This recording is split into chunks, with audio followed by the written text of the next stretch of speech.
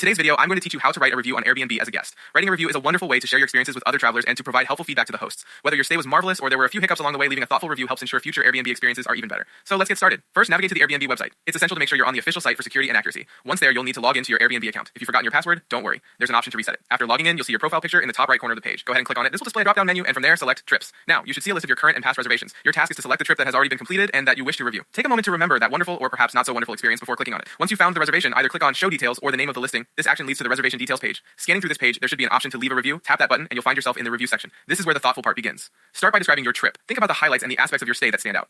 With descriptions in mind, you can then provide a star rating. You'll be asked to rate your overall experience from 1 to 5 stars, with 5 being the best. You may also be prompted to rate specific aspects like cleanliness, accuracy of the listing, location, communication with the host, check-in process, and value for the price. It's through this feedback that hosts can improve their offerings and provide even better experiences. Now it's time for your written review. In the provided text box, reflect on your stay. Did you relish the comforts of the place or were there issues? Share what you liked about the location or the host, and feel free to mention any areas for improvement. Your honest assessment, whether glowing or constructive, could be invaluable to the host and future guests. Perhaps you'd recommend this place to others. If so, let them know why. And there you have it. Your Airbnb review is written. By following these steps, you contribute to a community that thrives on shared experiences. You're not just helping the host, but also advising fellow travelers. So the next time you complete a stay, remember this guide and share your journey. Happy reviewing.